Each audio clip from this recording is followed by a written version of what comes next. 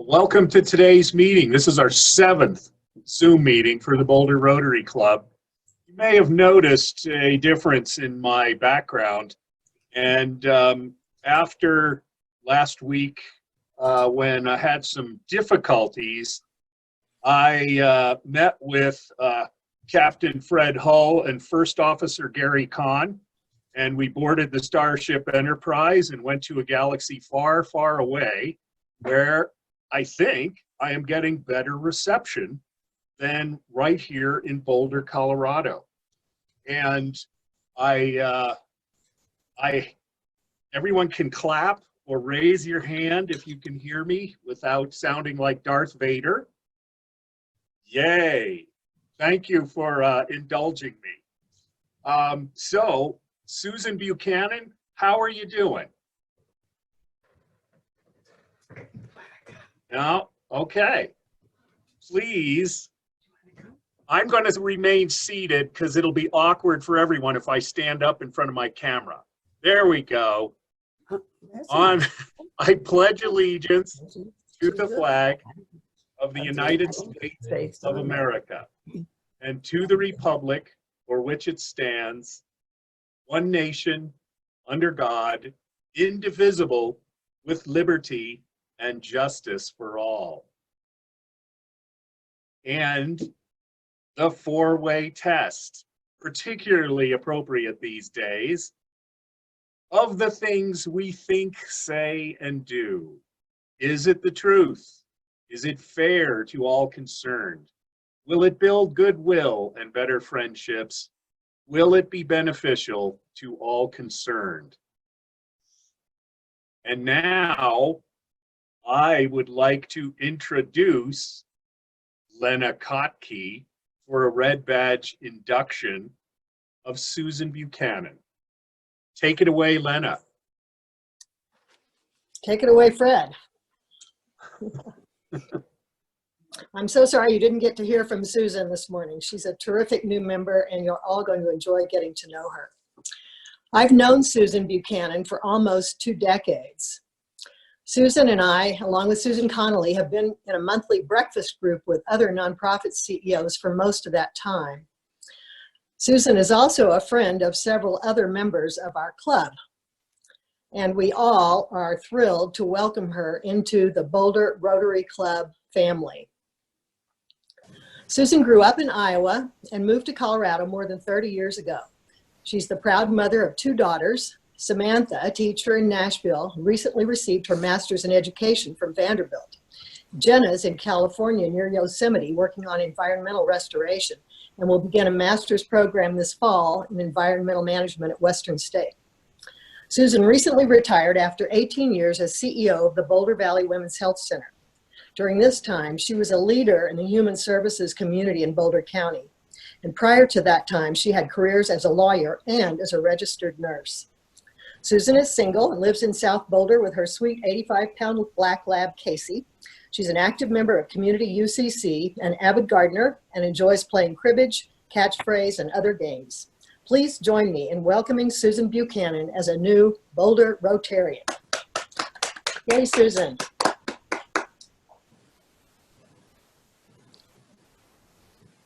All right, welcome, Susan. I know you have audio because I remember from our meeting earlier in the week, and we're looking forward to hearing your voice, but that was a great job, Lena. Carl Kurtz, I would like you to introduce our speaker who is joining us all the way from South Carolina today. Take it away, Carl. Thanks, John. I'm pleased to have the opportunity to introduce our program and our speaker, Dr. Geoffrey Woglom, and to moderate your questions after his presentation.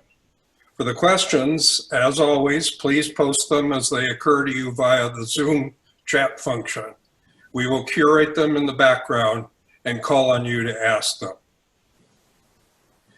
Since the onset of the pandemic and our stay-at-home mandate, our coronavirus-related virtual meetings have included a primer on public health implications of the COVID-19 disease, the effects on public and private school education, the complications for election administration and electoral politics, and a personal memoir.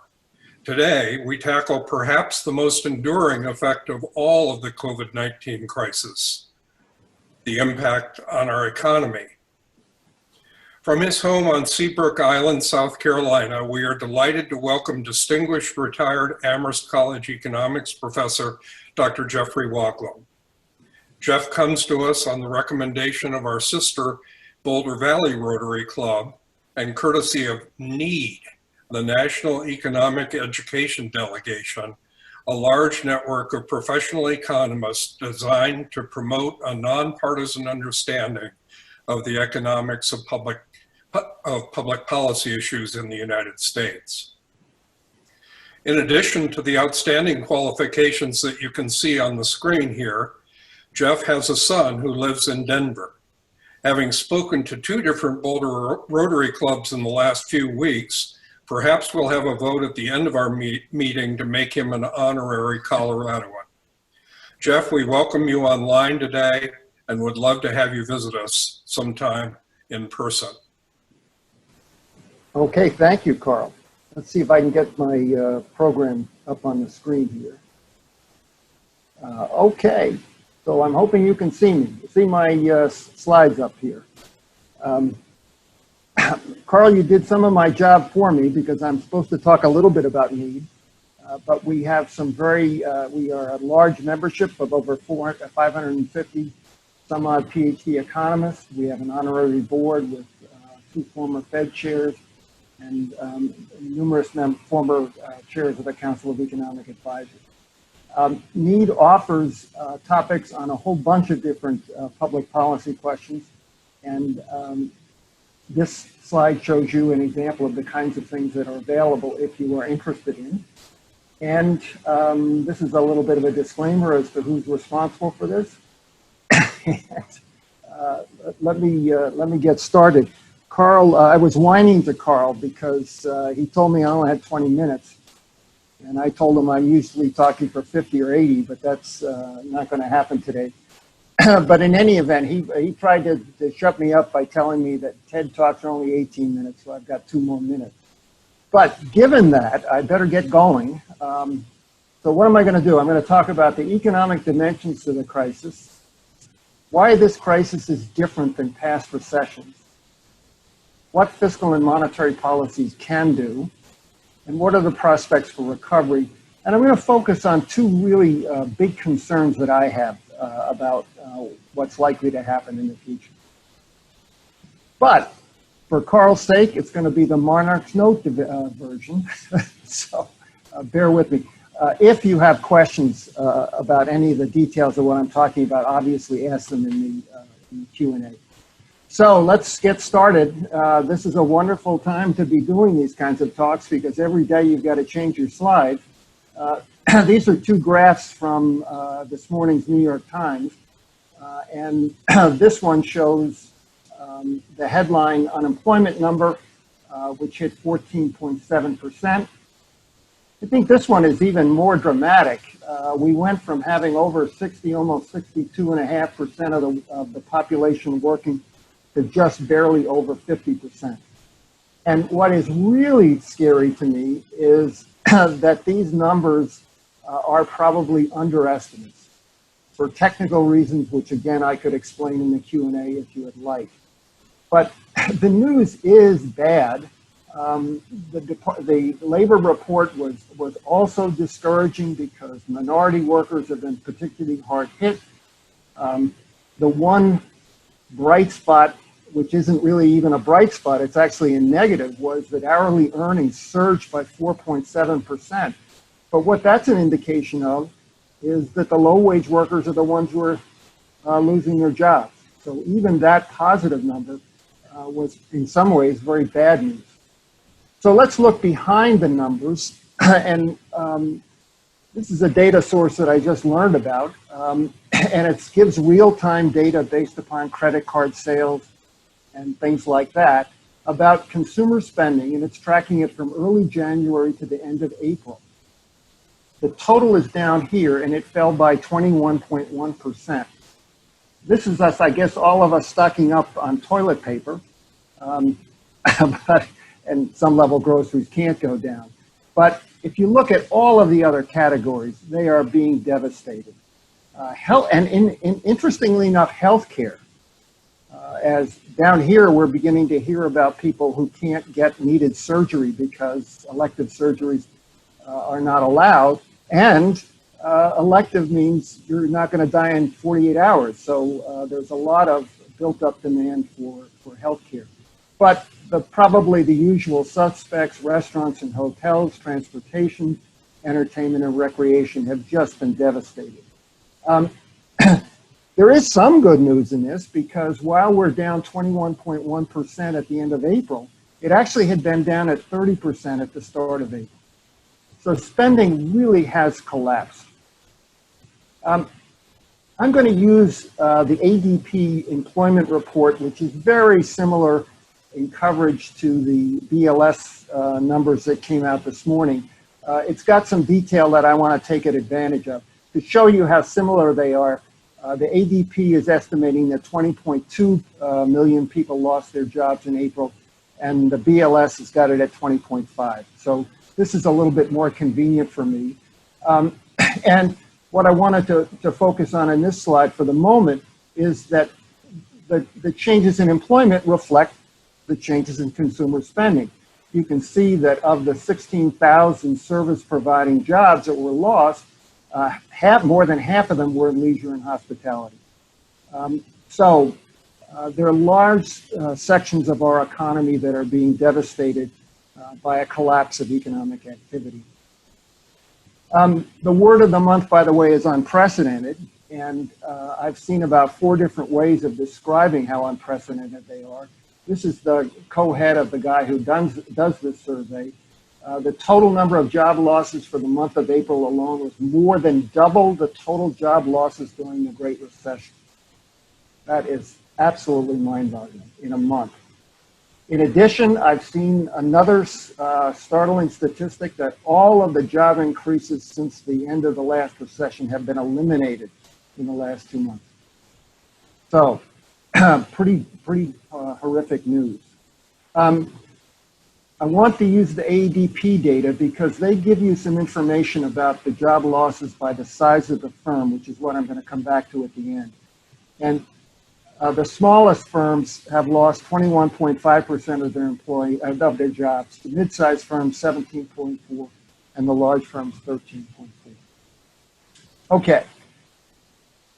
Unemployment is hitting the country, but it's not hitting us equally. We're not sort of all equal in this recession. This is showing you a different measure of unemployment. Again, if you're interested, I can give you the details. It's as of the 18th of April, and it's showing you that Vermont, West Virginia, Michigan, Rhode Island, and Nevada have been severely impacted in terms of increases in insured unemployment. But then there are these states that have seen much more modest increases. Given the audience, I need to find Colorado, and you're somewhere in between, at the moment about 8.6%. So, product markets, labor markets have been devastated. Financial markets are kind of bizarre at the moment. We had this 35% drop in a month at the start of our problems in mid-March. But since then, it's kind of rebounded, and it's down about 15% since the end of February. So we're still down for the year, but it isn't as bad as it looked a month ago. One of the reasons is you have to put your money somewhere. And this is showing you a graph of interest rates, a long-term interest rate, the 10-year Treasury, and a 1-year Treasury. And as you can see, the 10-year is down at about 0.75 percentage point. So you're committing yourself to lend to the federal government for 10 years, and you're going to get 0.75 percentage point per year return.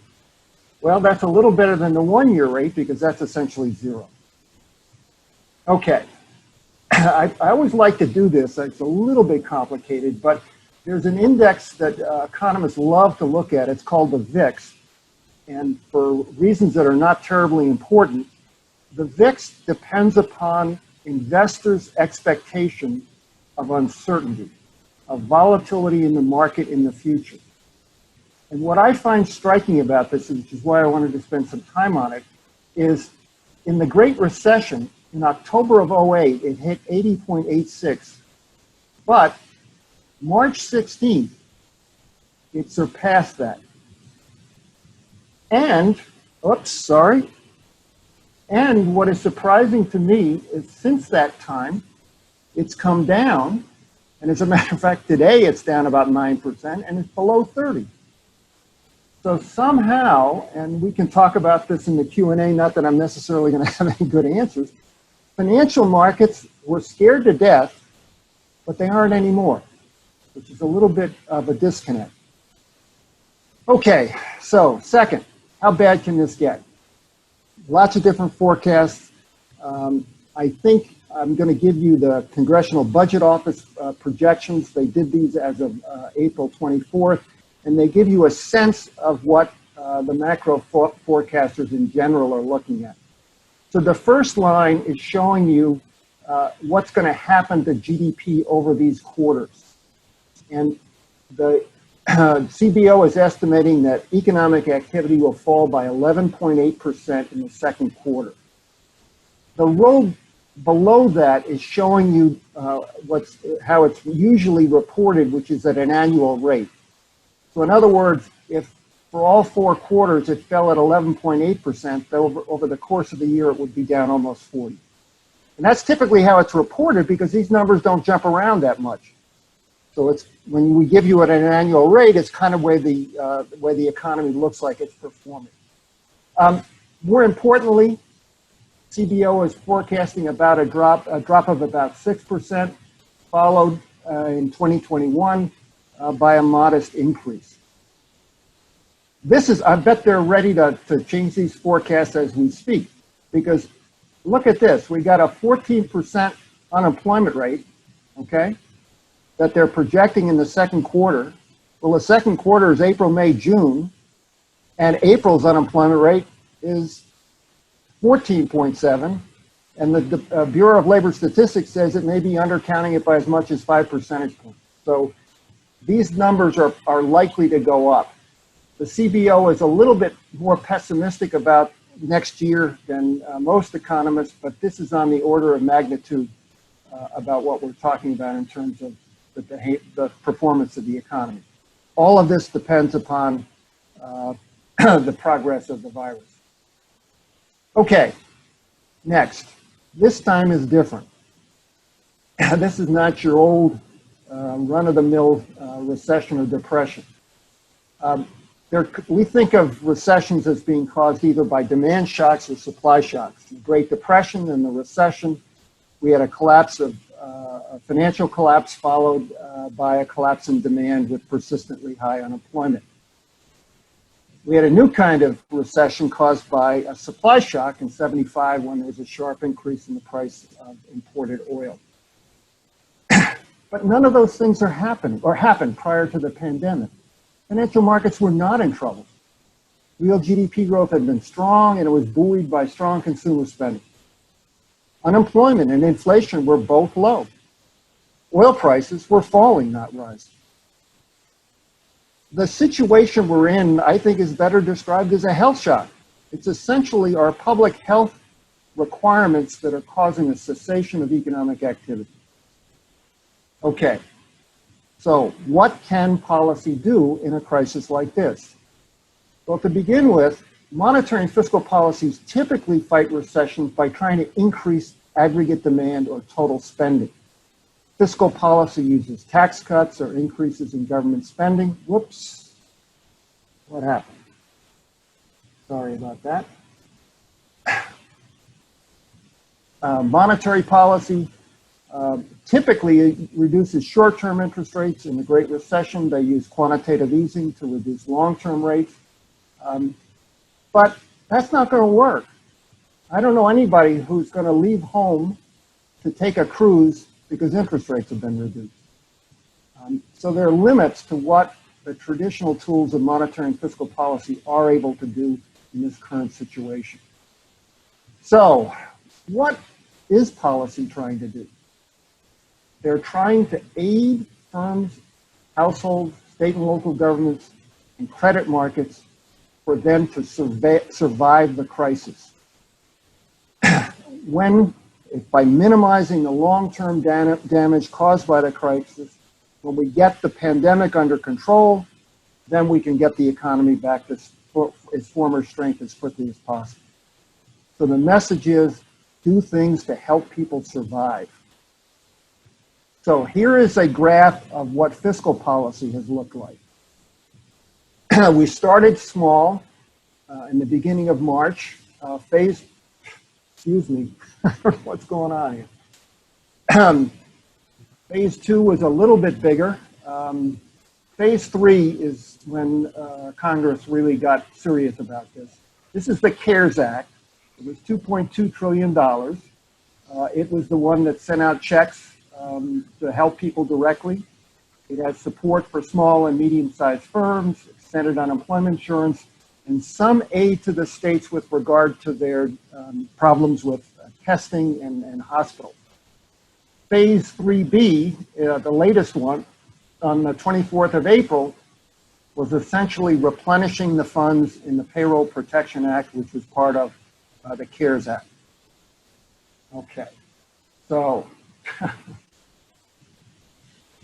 so I love this chart because to me it's just breathtaking.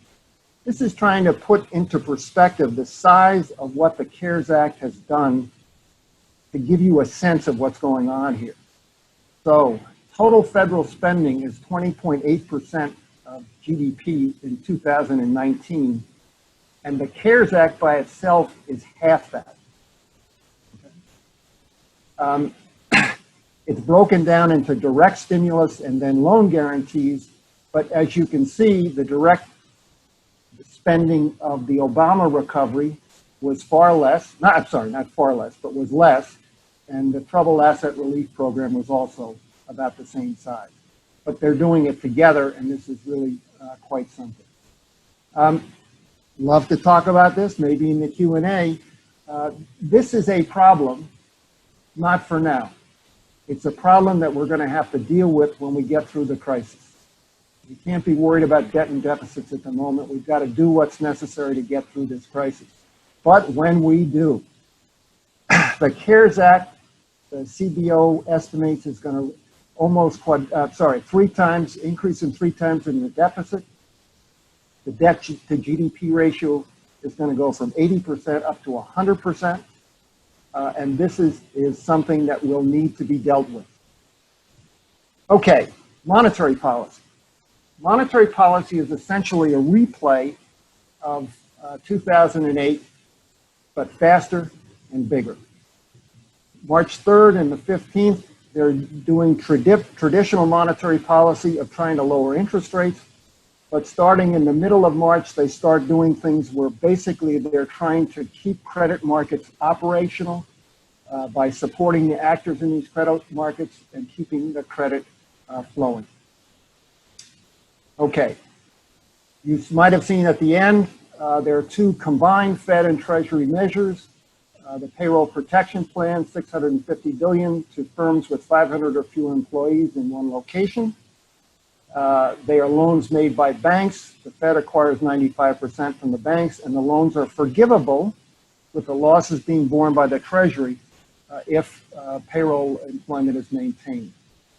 There's a Main Street lending program, the details of which are actually being worked out as we speak, which are longer-term loans for somewhat larger firms. In this case, the loans are borne by the banks. The same operation, but the loans our losses are borne by the banks and the Treasury up to $75 billion. These loans have to be repaid. These ones, the assumption is that they're not going to be repaid. Big issues with regard to congressional oversight. We can deal with it in the Q&A if you're interested. So what do we make out of these policies? The costs are enormous, but it's the right thing to do. We have to do it. Monetary policy, As a former professor, I'm not too generous with A pluses, but in this case, I'm comfortable with that. Fiscal policy gets an emergency pass. They needed to act, and Congress doesn't act quickly, as we certainly know in the recent past. And they've acted quickly. They've done the right sorts of things, but it's been messy. Are we getting the loans to the right firms? Has there been enough aid to state and local governments that are facing a collapse in tax revenue?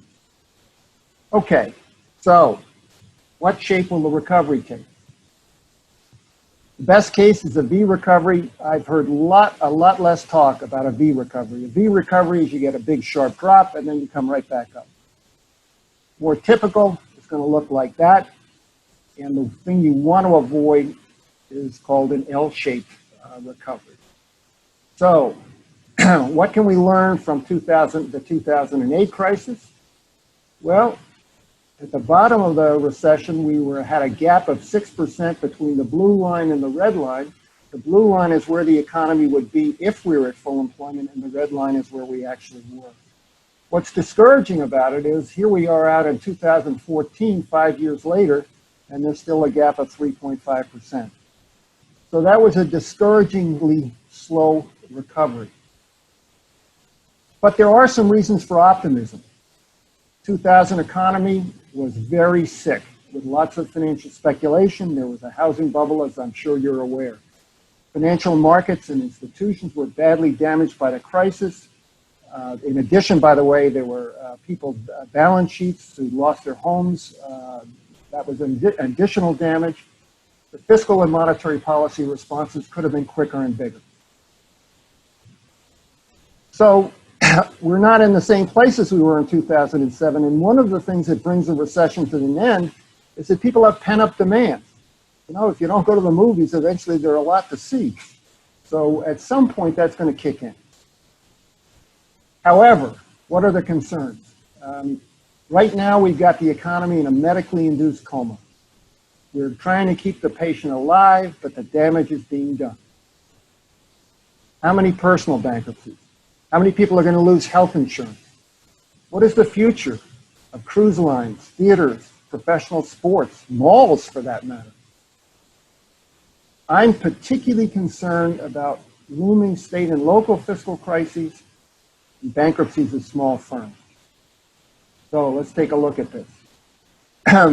This is what's happened to state and local, this is just state budget shortfalls in the two most recent recessions. And you can see that in 2010, this is fiscal year 2010, that there was a shortfall of $230 billion. This was a drag because these states have balanced budget requirements, all except for Vermont. And as a result of that, when their revenues go down, they have to cut spending and they cut jobs. And the forecast is that next year's state budgets are going to be hit by $290 billion. This could, like it did in 2008, prolong the recession and delay the recovery. Here's the one I'm most interested in, and I've been looking at this. These are the PPP loans, and they're done by size. Remember, only firms 500 employees or less are eligible for these. This is the first report that the Small Business Loan Administration put out, and it's hard to know what to make out of it. The loan that you're eligible for is 2.5 times your monthly payroll. And who knows what kind of firms we're talking about. Well, actually, I went and did a little digging. And this is an estimate. But the estimate is showing you that this is in terms of the size of firms. The firms, this is the distribution of firms that are eligible for PPP loans. And we've got an under 5, 5 to 9, 10 to 19, 20 to 99, and 100 to 49.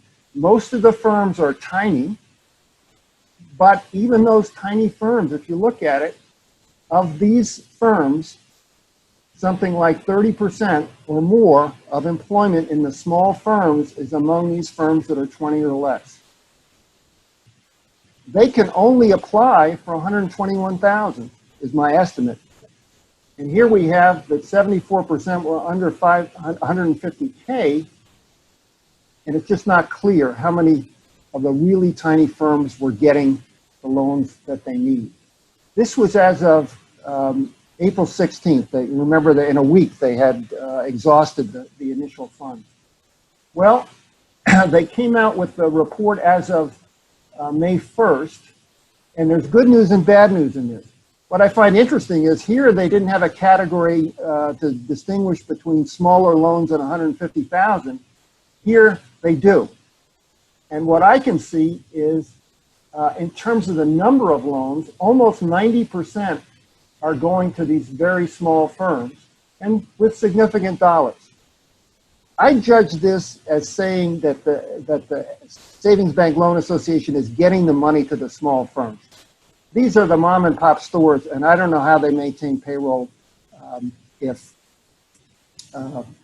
they don't have this access. But the fly in the ointment is this enough? These are loans for 8 weeks. And I have a lot of concerns that the problems that we're facing are going to be longer than 2 months in duration. So on that happy note, I'd be happy to answer questions. Carl, did I do it or did I run over? Perfect. You get the TED Talk award. So, yeah, we have a question here from President John. Let's go to him first. Dr. Woglom, thank you very much for your presentation. In the last week or so, there's been a lot of talk about comparing this event to the Great Depression of the 1930s, particularly with respect to the unemployment numbers. And my question is it appropriate to compare this event to the Great Depression of the 1930s, and why or why not?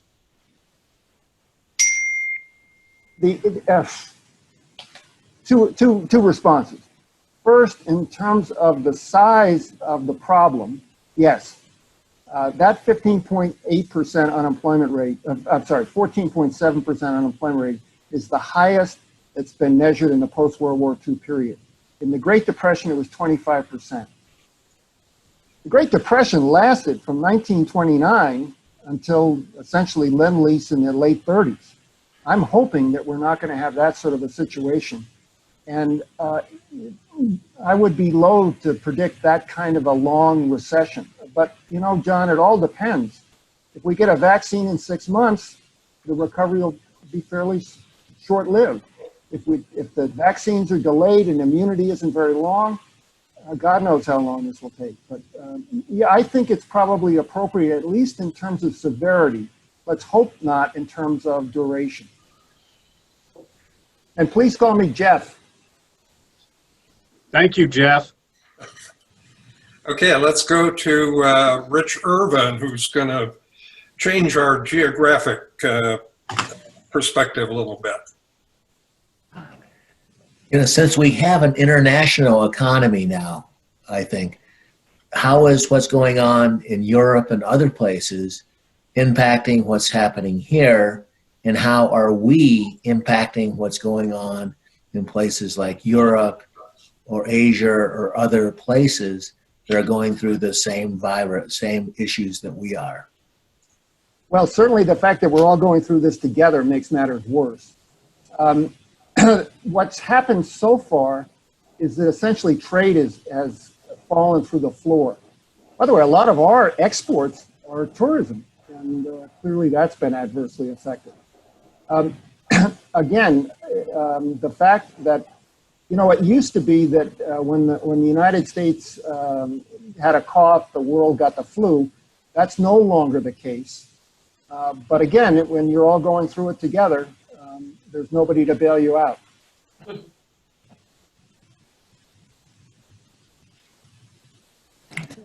Okay, thank you, Jeff. Rod Tunge has a related question. Let's go to him.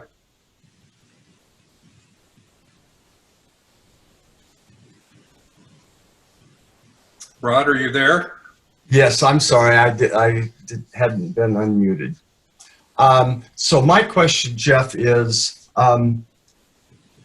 if it were up to you, would you have preferred the CARES Act or the Northern European method of supporting their workers?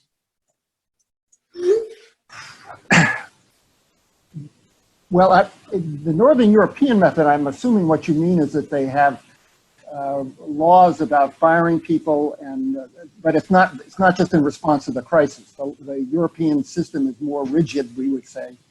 I don't know. You know, one of the things as I get older, I learn I know less and less. I'm less convinced that I know the answers to these things. There are disadvantages to the European system, and particularly, by the way, because I think not only do we have to get through this, but I think we're going to have to do a lot of reallocation. The people are going to have to move into different industries that we haven't even thought of yet, because things like malls, I don't think have a long-term future. So that aspect of our system is desirable. I think that while the PPP program is a good step, it's hoping that that this isn't going to last too long. And what I'm most concerned about, that it would not be enough. There is a guy in Congress, I think his name is, I think it's Josh Hawley, but I'm not 100% certain, who actually proposed that the federal government should pay the payrolls for these firms. Forget about it, just pay the payroll. And that is possibly manageable fiscally, but so tough choices. So Jeff, my understanding is that that's what the Northern European countries are, like specifically Germany. They pay 60 to 70% of the actual payroll. They pay directly to the companies. So that is attractive, but there is going to, you know, one of the problems is that our fiscal flexibility has been somewhat compromised by the fact that we've had large debt and deficits for the past 20 years. So. thank you. Yeah, that's interesting. It is Senator Josh Hawley of Missouri that has that proposal, I think. Jeff. Let's go to Anne Marie Reeder. Thank you. Thanks for that interesting and depressing presentation. Sorry. The world we live in. So you had a slide about the disconnect with the stock market, that it's actually almost it's retraced a lot of its highs. And I was wondering, with you know, the earnings of a lot of these corporations falling off a cliff, a lot of them declining to give any guidance for the next quarter. Do you think, you know, as we, especially as we get second quarter earnings reporting, that will retest those lows that we saw in March of the stock market? Boy, you're trying to get an economist to make a forecast about the stock market. You're going to have a lot of trouble. What I can tell you, Anne Marie, is they're clearly not looking at the second quarter. They're looking at what the economy will look like when the economy recovers. But even given that, I don't understand it. The only thing that makes sense is this business about you got to put your money somewhere. And what's the alternative? And with the, just, do you have concern, like with all of this stimulus from the government and the Federal Reserve, about inflation? Absolutely not. I have a slide on that. You know what? Money growth exploded in 2008 and 2009, and inflation came down. Inflation is caused when we have too much demand. And sometimes too much demand is caused by money creation. I don't think we've got a problem of too much demand. There is some possibility that we could have some kind of a crisis after we recover because of our high levels of debt, but it's not, which could lead to inflation, but it's not a direct one-for-one money growth and inflation. In a depressed economy, you can't get inflation. As a matter of fact, Anne-Marie, most economists are more worried about deflation at the moment than they are inflation. Okay, thanks. Thank you. Let's go to Bill Pierno.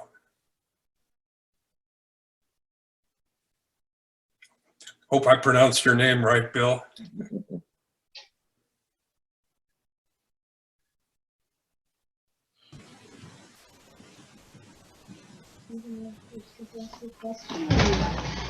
Internet. Can you hear me? Yeah, you're on, Yeah. Bill. Okay. Okay. You talked about an L-shaped and a U-shaped recovery curve. Why not W? Was it? That is certainly one that has been discussed, and I think that that's possible. That's more public health, I think, than in economics. I think the W shape would occur with a down, down, up, down, if the virus comes back badly in the fall. Okay, thank you.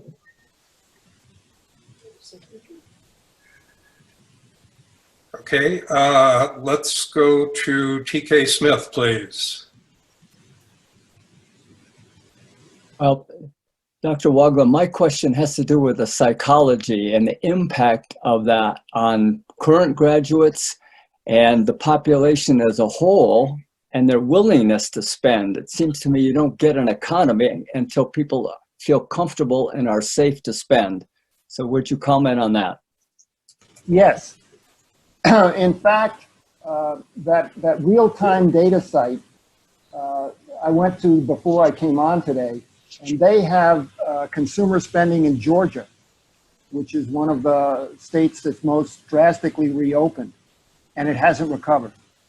So that, I think, is evidence to, some evidence to your point that, and there are other people have commented this, that these state lockdowns are not all that important if people are too scared to go out and shop. So there's some evidence that that's true, which, by the way, reinforces the notion that what's going to drive recovery is doing something on the public health scene, not in terms of policy changes.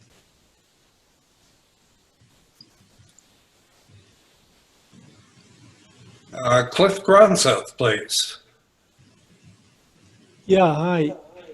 Being a physician, I'm interested in knowing how the economic models and what economic sectors will be most affected by a vaccine which is effective.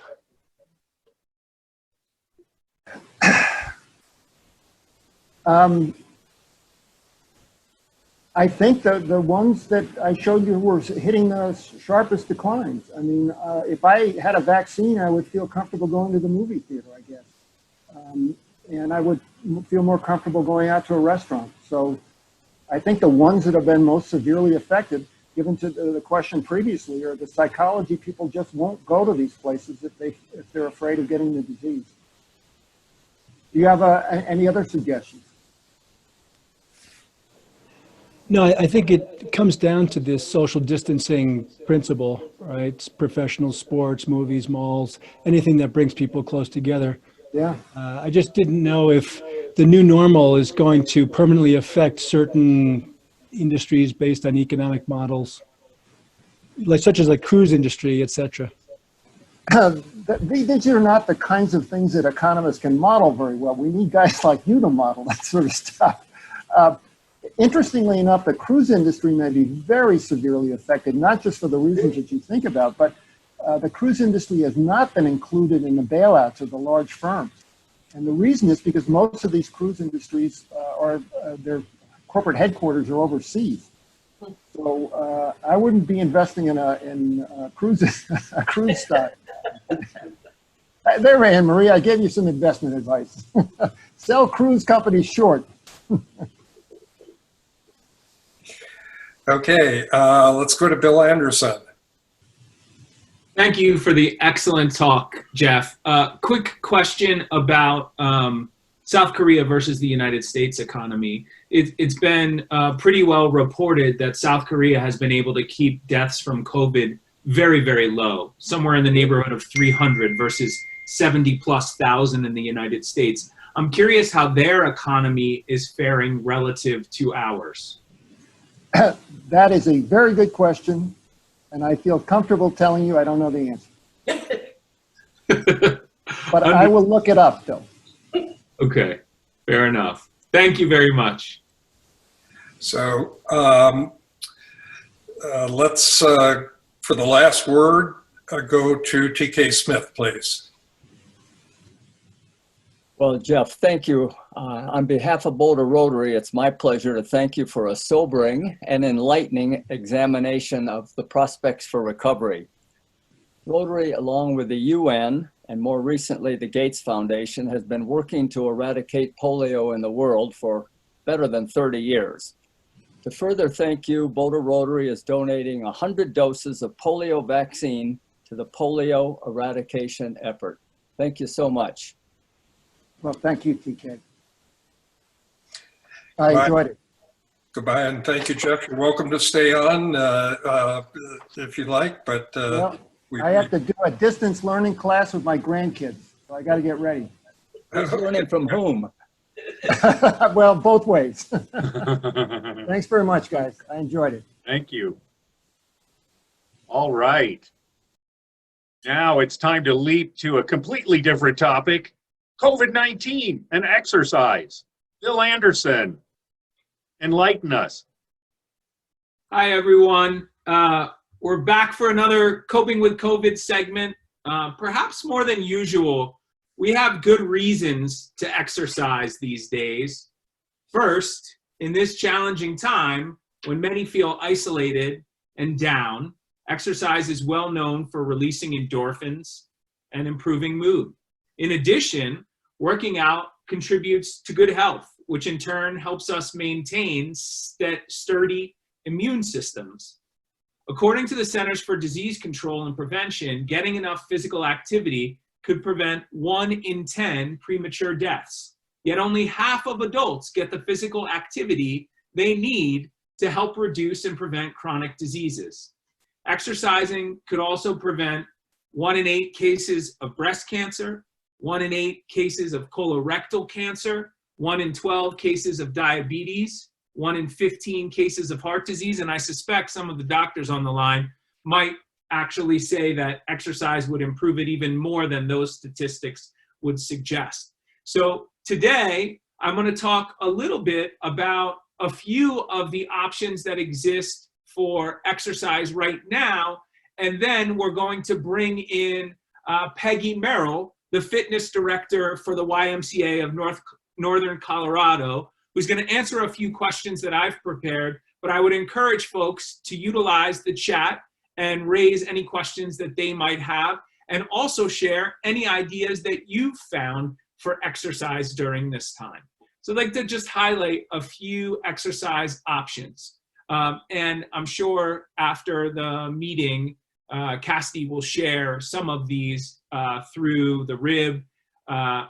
So to start, for those that have little equipment and don't want to spend a lot for that muffler, there is an app called Aptiv, which provides audio guided workouts. And it's ideal for home workouts, and all you need is headphones.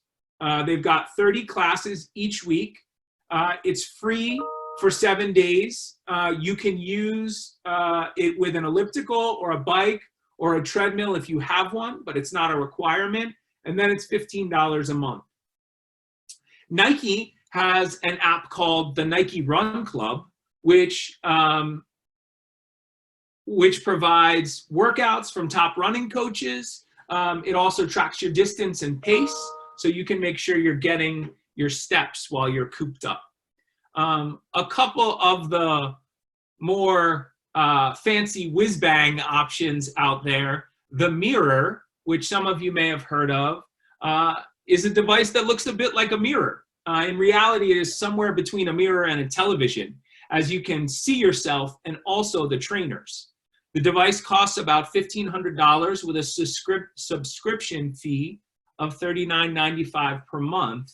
It offers a wide range of exercise, including cardio and boxing and yoga and meditation and weightlifting and stretching and boot camps and Pilates and bar, and apparently has the capacity to coach your form through the mirror itself. Also Peloton, after the infamous Christmas commercial, which I'm sure many of you probably heard about, Peloton makes 2 products. Also, their stock's up 86%. case anyone's looking for an investment, Anne-Marie. They make two products, the original Peloton bike, which costs approximately $2,300, and the Peloton Tread, which is a treadmill type device, which is priced at $4,300. Both come with monthly fees of $39. The bike offers app access as well as live and on-demand cycling. The Tread offers app access as well as live and on-demand classes on the treadmill. Both are slick and sophisticated devices that track many metrics in real time. Both offer workouts that include weight training, stretching, yoga, meditation, boot camp, and outdoor running. If you want the app only, it's $13 a month. Finally, last one before we bring in Peggy. I'm not sure if folks have heard of this or not, but Silver Sneakers offers a variety of exercise options, including over 200 classes geared for older adults. For people 65 and over on participating Medicare plans, access is free. So on the topic of exercise, we're very lucky to have Peggy Merrill with us today. Peggy's fitness director for the YMCA of Northern Colorado. I'm gonna, again, ask Peggy a couple of questions, but I'd love for folks to share their questions for Peggy as well. So Peggy, first, can you tell us a little bit about how YMCA has adapted its exercise offerings during the pandemic? Thank you for having me, Bill. You know, the why, it's a big industry disruptor, the coronavirus. As you all can imagine, we closed March 16th, and we have switched to a number of virtual classes. I saw Sally posting in the chat that sounds like she's taking some of our virtual classes. So we offer around 45 virtual classes, and that had been on our to-do list for some time. But we finally, you know, it pushed us out of our comfort zone. So I think like a lot of you who may have started to do virtual classes, I think virtual classes, people were kind of trying to figure out how to break into the market with those classes, whether it's Peloton or Nike or whoever's doing it. But I think this was a real launch point for all the virtual type programming. And I think we'll continue to see that in the future. It's been an interesting thing because what we realize is up to this point, we've really expected that people, for the most part, will come to you. And through this process, we've started to realize that there's a lot of people that aren't necessarily comfortable for other reasons besides coronavirus, not able necessarily to get out. And these virtual classes are really offering people community, a chance to connect, a chance to exercise in their homes. So it's been a really interesting endeavor. And we're connecting with people on a different level. Like it's a different type of connection when you have a really glossy pre-filmed workout, and that's awesome. And it's also a really different type of connection when you're teaching a video in your home and your 4-year-old is running across the room with his shirt off asking about chicken nuggets, you know. So we really get to connect with people in a very different way. So that's been really exciting. As we start to look at coming back, what will the fitness industry look like when we come back? Along with every other place, we're really looking at our cleaning and sanitation programs and how we're training our staff and how we'll move forward with that. How can we really ensure that the gym is clean and safe for everyone who chooses to come and participate? We're looking at social distancing. That's really in the forefront of our mind as we're walking through our facilities, looking at where we can place equipment, store equipment, maybe just mark it off, you know, how that's all going to work. The why has always been about bringing people together. So taking the moment to think about, okay, now maybe we can only have 10 people in a group exercise class for a while. How will that look? How can personal training be done outside? Using the outdoors as a, you know, is going to be a big movement here in Colorado too. And yeah, just retraining the staff and all of us really refocusing our efforts are, you know, it's different to be a trainer today, different to be a group exercise instructor. Our concerns, our comments, the way we go about our work will all be really different, I think. So. And Peggy, can you give us a sense of how much you all have transitioned to the online and virtual classes, and have you gotten any word about when you might be able to resume in person? So we will probably keep virtual classes going for several phases. Right now we have about 35 classes online. We had instructors who early on started teaching on their own, and we also have a list of those instructors. There's probably 45 opportunities you can take to exercise and be with your community at the Y right now. We also have on-demand classes that have I think now we're over 6,000 or 7,000 views, where people can just pop on whenever it's convenient for them. And again, we're thinking about those people when they travel, you know, those interrupters of their exercise plan. You know, moms who have a child home, or anyone having a child home sick, you know, all those things can really interrupt. So we're really seeing the strength of these virtual classes. So right now we have about 40 classes to take advantage of. We're adding more classes every week, and we do see that as something that we're going to stick with. As we start to look at reopening, obviously we're going to follow very closely everything the governor says and our local recommendations, but it's sounding like, well, now as of today, we can start personal training and being outside. And it sounds like they're going to discuss gyms. They're really not going to discuss gym openings until like May 26th. This sounds like what I've heard. So it seems like that could be early June, mid-June.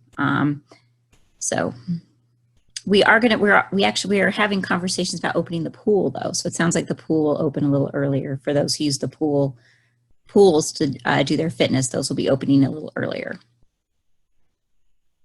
Well, wonderful. Thank you so much, Peggy, for being with us.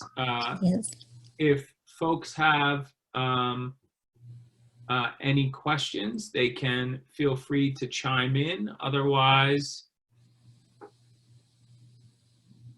President John.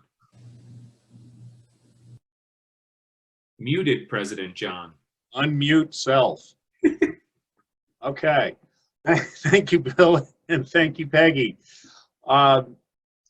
Now comes an entertaining portion of today's program and an informative portion of today's program. It's the Daryl and Sally Brown announcement video.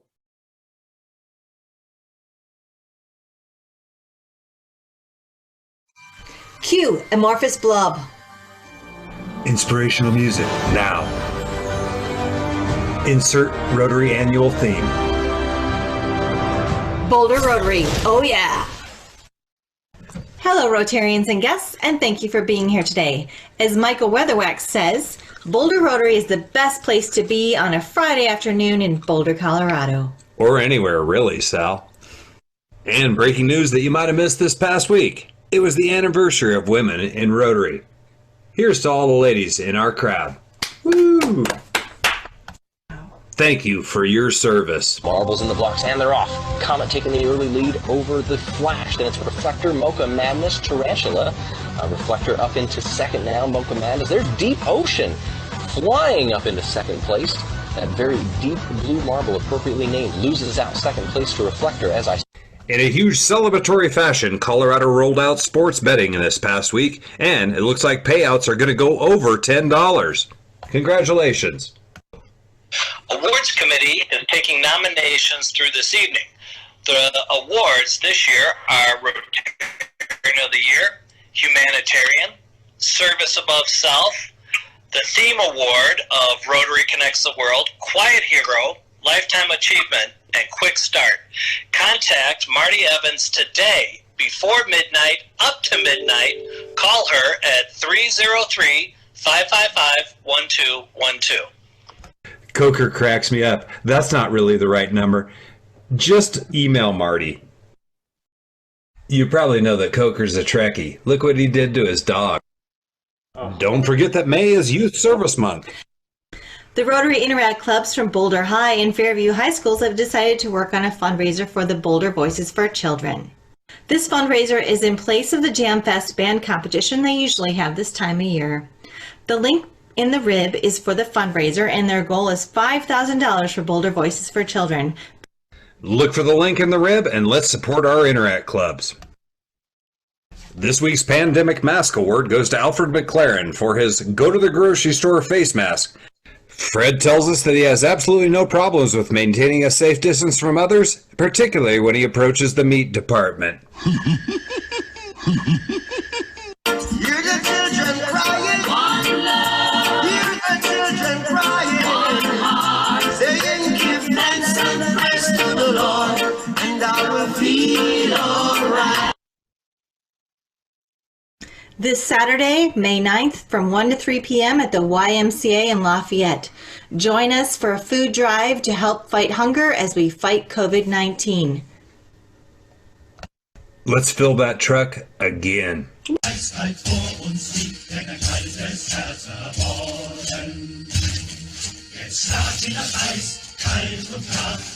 Hey, that's from Frozen. And I'm pretty excited to share some Because next week's program, the CU Arctic Exploration Project Mosaic, is all about being frozen. It's with Matthew Shoup. He's from NOAA, and don't miss it.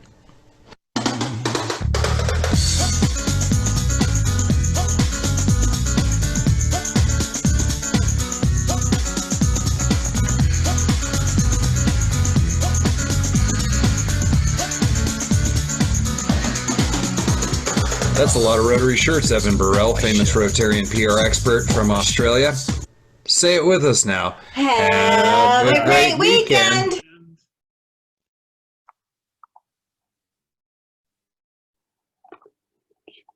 Thank you very much, Daryl and Sally. You've proven once again that surfing the internet, aimlessly looking for things that no one else is looking at, is beneficial for all. All right. Now, we're going to hear from an old friend, a current friend. I saw that David Rubin and Wendy Kerr from Spice of Life are both joined us today, but I'm not sure which one is going to give us a little bit of an update on how Spice is coping with COVID-19. It'll be me. David. Yes. How's everybody doing out there? It's great to be with you on a Friday. Hello to all our friends, and thank you for what you all continue to do for the world and the community. We here at A Spice of Life are just ticking along. We're happy to still be in business and have our doors open from day one. As we all know, we've got many friends with 4 restaurants, 1 restaurants, and people are out of business right now. I'm going to give you just a quick update on what A Spice of Life has been doing and how we're coping and how we're achieving and being creative. And then I might even touch base on the PPP to educate you firsthand on how it actually works for a company such as ours. First off, you are all in for a treat. We pivoted and started a program called Bring Spice Home. So a quick sales pitch, which we're not supposed to do at Rotary. I encourage you all to call or jump on our website, and we will deliver you foods to your home basically for free for $14 for each meal. They're amazing, made by our chefs, and the reason why you're all going to benefit is we're now 7 weeks into the program. We have 35 brand new dishes. We haven't repeated one that are going to be on our catering menus in the future. That's keeping us excited. It's certainly not paying the bills, but it's keeping us creative, and it's allowed us to keep 20 full-time employees out of 65 full-time employees, and we had to let go 70 part-time employees. So just like everywhere else out there in business, we are challenged, but we're having a good time. We made sure that we stayed clean. We made sure that we were the leaders in sanitation, and that we were going out of our way when we saw this all happening, that we have temperature checks before people coming in. We're having people sign off on any symptoms they may be having coming in our doors, both our sales and admin offices, but especially our kitchens. By remaining open after 2 weeks of probably doing 0 revenue, we partnered with the homeless shelter because they had to close down and there was nobody to feed 130 homeless people in the morning and 130 homeless in the afternoon. So we've been feeding about 260 people every day, 7 days a week for the last 6 weeks. Very honored to be able to do that. And again, by staying open, we managed to bring Spice home became the next product that we were doing. There are a few corporations out there that have necessary workers Intrado, a 911 company, Digital Globe, and a couple of our organizations out there that have to feed people. So we're feeding maybe 60, 70 people a day on top of the homeless shelter, on top of what we're doing at night. Something that we started that I know you'll all be very interested in, and perhaps a couple of physicians and people in Rotary have seen this. We started feeding the frontline workers. We figured we are losing so much money every single day. What's another 100 meals at least once a week to deliver to Longmont United Hospital, to Good Sam, to Rocky Mountain Cancer Center? That was just the other day. If any of you want to go to our Instagram program, you'll see me outside of the hospitals after we drop off, giving a little speech, getting people motivated to give back in this time, because as hard as it is to spend money, this is the time that we have to take care of people that are less fortunate than us. We have to show that compassion, and we have to go out of our way to have empathy and be fearless and go out there. And that's the attitude I've taken here at A Spice of Life. Obviously, it's a survival tactic. I want to be here when this is all over. And we know this is our 25th anniversary in 20 days. This is not how we wanted to celebrate our 25th anniversary, but we are going to get through it. We're going to get through it together, and we're going to be here for people that need it. One thing I wanted to mention is this PPP that you've heard a lot about. For those of you who are not in business, our government has never acted quicker. They got money into our hands. It was definitely a cluster, a lot of people in line. I compared it to getting Rolling Stones tickets or sprinting into Red Rocks and trying to get the best tickets or the best seats. The money was given out. It was given out fast. It was given out in need. I want you all to realize that even for those of us who received it, even for my friends who own, even for all of those restaurants that are giving back, they got $1 million, but they can't use it because it's just going to be due in 18 months at $50,000 a month. The PPP program was enticing us to hire people back. Now, I've hired about 7 people back right now because we're doing our corporate lunches are starting. We're starting to cater. We're hoping that people are back in their offices and want to do it. We're feeding Purina for 320 people next Tuesday. So we've remained open and enabled ourselves to take advantage of this money they've given us, because a portion of it, a very small portion, could be allowed to be turned into a grant. The reason why it doesn't really work for the restaurant industry, or really us, is you cannot hire people back if you don't have work for them to do. And they are doing a 2-month measurement period from April 15th to June 15th. So you have to spend this money right now, and 75% of the money that is spent has to be on payroll. Otherwise, it's just a regular short-term loan at very low interest. It is 1%. So again, our government did a great job, although it doesn't really benefit the people that really need it. And as we all heard from our economist today, thank you, Jeff, the 50% of unemployment in our entire nation is hospitality. It's hotels, it's restaurants, it's catering companies, it's venues. We had 140 weddings planned for this year. We have 18 weddings left on the books. So it's a little scary, but again, this money will last us and allow us to pay our bills and get us through paying our landlords and paying our CAM charges and our utilities through this time being. But imagine that person, the River and Woods, and the gentleman out there, Josh Diner, who has expanded into 4 restaurants, and 4 were supposed to open this year, and he's paying 4 leases, 4 utilities, and 4 CAM charges. It's not like the landlords are letting them off the hook.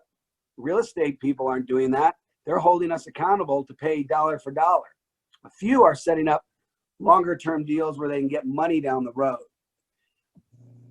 I just wanted to give you a little bit about the PPP from somebody on the front lines who received a lot of money, who had 100 employees, who's now down to 20 and trying to hire some back in order to take advantage of the program.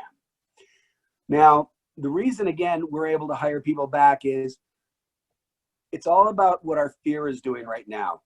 I had a new person come into the office today, and it was tense. It's pretty tense. I told the person, you can't go into the kitchen.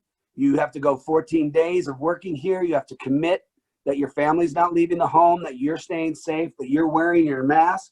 Because as we start up doing corporate lunches again, and we're doing them individually packaged in a sanctioned health department clean kitchen. Spice Life has always been known for that, and we're going to continue doing that. And again, thanks to an amazing staff who have come in. We've all taken cuts, but we are here and we know that we want to make it through this. What is that going to take? It's going to take being creative thinkers, pivoting, starting outdoor barbecues with only 10 people coming by. People are nervous to go into restaurants right now. So we at A Spice of Life are trying to be prepared and ready to deliver those meals to your homes, deliver those meals to you during the day. You ask questions, what is Rotary going to look like when we come back? Okay, when we're delivering all of these meals right now to your companies and our friends' companies and our clients during the day, 30 people up to Digital Globe or 45 people Design Links or Blue Canyon, different companies in town, we're serving them in individually packaged meals, okay? And the question is, coming from the National Restaurant Association and coming from the National Catering Associations, is, are buffets a thing? Do we have to bring more staff to serve you? Do we have to put up plastic shields?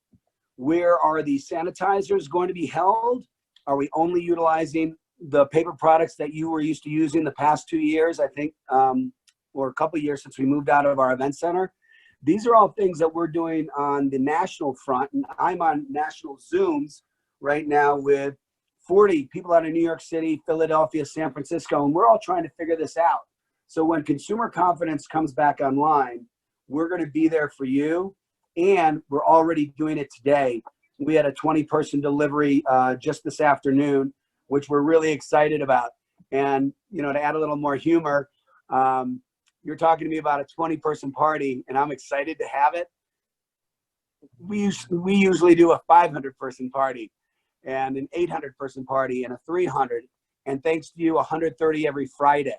So it's a new world out there. And from a revenue standpoint, I'm nervous for our fellow restaurants. I'm nervous for my fellow caterers. And it's not going to be the same landscape out there when we come back or come back fully. But I want you to know that A Spice of Life has never shut down, has stayed open, has corporate lunch delivery, individual package right now. We're being creative. We're delivering by night.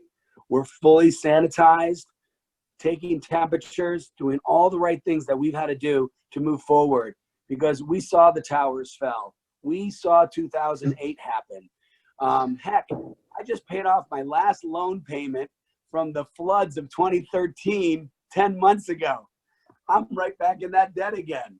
And I love it. David, I'm sorry to interrupt. We're going to go to it. Go to it. Thank you for giving us an insider's perspective on this COVID-19 Thank you, thing. I appreciate it.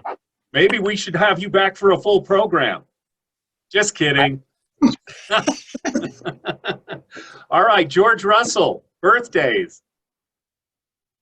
Well, I don't have any birthday people today, but I do have a poem that I wrote for my brother about a true event that happened about 70-some years ago. It's about the lament of the cowboys.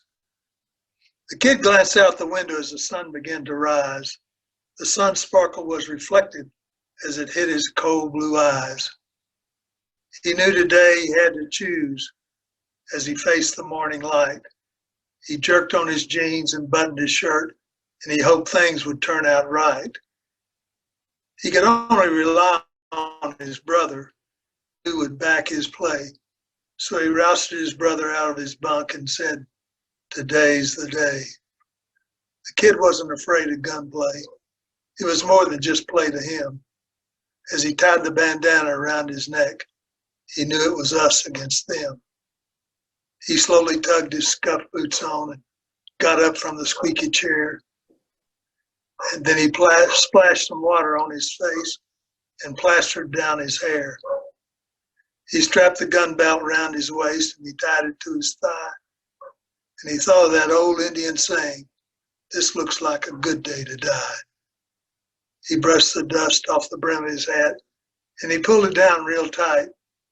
Then he stepped into the morning breeze that had blown away the night. The auburn-haired woman looked happy as she put her coffee cup down. She stirred the pot of oatmeal and slowly turned around. She could see clearly through the window as the kid stepped into the yard. With loving eyes, she crossed her arms and hugged herself real hard. She watched as he checked his ammo. He twirled and then holstered his gun. He called to his brother. There wasn't much time to finish what he had begun.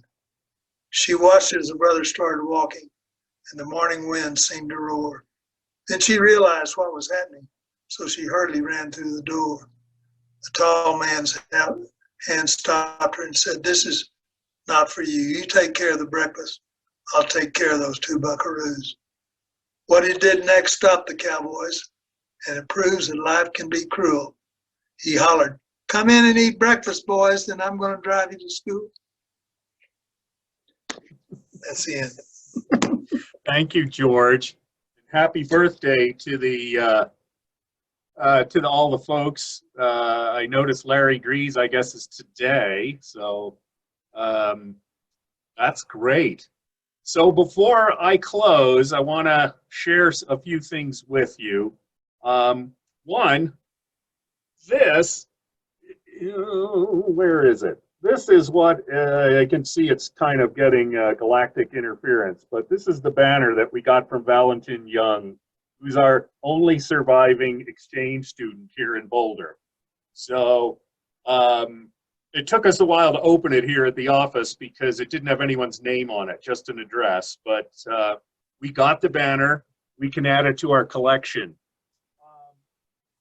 On Tuesday, we are going to have a happy hour called Dulce de Mayo, and it's going to be at 6 p.m. We will be sending out an invitation, and we ask all of you to join us to share a beer or a margarita or whatever your favorite cocktail might be. It could be one of those energy drinks even, but just join us on Tuesday at 6 p.m. for Dulce de Mayo. And I'd be remiss if I didn't protect Marty Evans' email box, but Marty is co-chairing the awards committee with Jeannie Schlosslin, and it's okay to send emails to Jeannie too, because she wants to hear from you about nominees. And I will leave you with a quote from Martin Luther King. Human progress is neither automatic nor inevitable.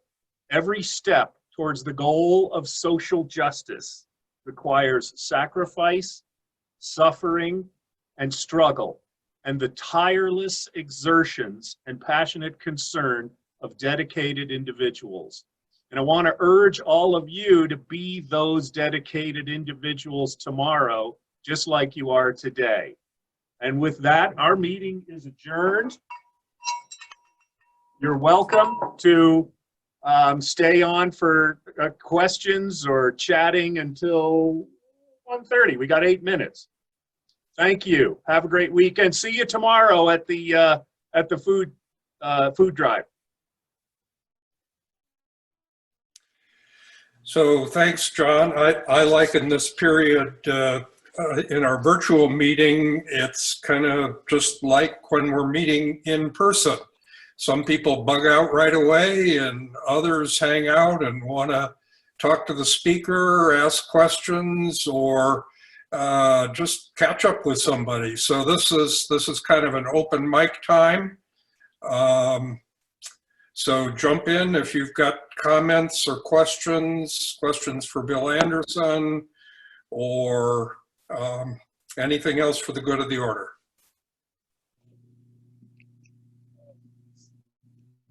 Bill Anderson, I have a question for you. Did you find anything on riding your bike during COVID-19? Because I ride my bike and I see a lot of different techniques out there in terms of mask, no mask. Did you come across any etiquette? No, I think it seems to be a consistent issue. I'll tell you, John, I love to ride too, but I prefer mountain biking to road biking. And I'm staying off the trails right now. I'm jogging instead, just because I tried to ride one day, and there are so many people that are not necessarily following the procedures that health officials are expecting us to follow. You have folks that walk right down the middle of the path with no mask on, and sort of a lack of awareness. I did hear, though, that now there's a rule that's supposed to take effect either today or tomorrow in Boulder County, right? That if you're out in public and you're in any place where you can't maintain 6 feet of distance, you're required to have a mask, which maybe that will help that a little bit, but I haven't seen anything that provided specific guidance about biking, just a lot of disgruntled bikers like you and I. Thank you. Could I make a comment, please? Can you hear me? Yes, Greg. Yes, Greg. Some of you might wonder, well, who's this hacker Greg that's in our meeting? My name is Greg. I'm president of the Fort Morgan Rotary Club, and I got involved with Hans Wick on a mental health project, and he told me about your meetings and invited me to join. So I would just like to thank Hans for that opportunity, and also just commend you all for this this wonderful meeting. I really enjoyed it. I think what you're doing is great, and so thank you very much. Keep up the good work. Thank you, Greg. And you're president is the Fort Morgan Rotary Club? That's correct. Good. Thank you for joining us. You bet. Thank you. I have a question for David Rubin. Tell us again how we get food from Spice delivered to our door, shrink wrapped and ready to eat. You can either go to www.aspiceoflife.com and you can hit Bring Spice Home. It's in the top right corner. And we just need 24-hour notice for that. Or you can give us a call. We're here to answer the phone and make it easy that way as well. And then as of next week, our new catering menu starts in case it's out of business. But to bring it to your house, if you want to have some fun, go to my Instagram page and you can see me dancing around town. David, how is there a minimum number of individually wrapped orders that are required for the delivery? And I looked quickly at the website, and one challenge that I have is I've got celiac in my house. I don't have it, but my wife does. I don't really see on here the allergy information. Is that something that we should reach out individually to you guys about, or? Yes, give us a call directly on the celiac requests. We haven't been uber focused on allergies at this time, but we can ask our chef and see what they're doing. The reality is we currently are making 2 meals a day with our minimal crew. We've got a vegetarian and meat. Yeah, we have 7 cafes, of which 2 cafes are still open. So we brought all of our executive chefs in to work under our 2 chefs. So we can figure something out and get it out to you. And as far as a minimum, 2 people is really what we're doing. It's really keeping us busy, bringing cash flow in, and taking care of our community in a down period is what we're trying to do right now. The menu is shown on your website? Yes. If you go Bring Spice Home and then go to the bottom, it's not exactly as intuitive as we'd like. We are getting better with, we just put a new program in. We've turned into a restaurant in the last 7 weeks. Thank you. Thank you. David, I have a question. How far are you delivering? Will you come to Louisville? I've been out to Anthem because my buddy lives out in Anthem. I'm delivering a Mother's Day package today to Superior. And then my business partner goes, we say 20 miles is what we're trying to do. As it's my director of food and beverage, my director of HR, myself. We are the ones doing the deliveries right now. You can request me. Okay, if we get a delivery, can we also get a jar of that barbecue spice rub that's so good? You know, put that in the notes. Type that in the notes, and I'll see if we've got that on hand. I hope we have that on hand. I'll put that out there for you. Why not? That'll be a gift. Thanks, David. You got it. Okay, it's 1:30. I think we can adjourn and go back to Thank our you, everyone. exciting home Thank lives. you. Happy weekend.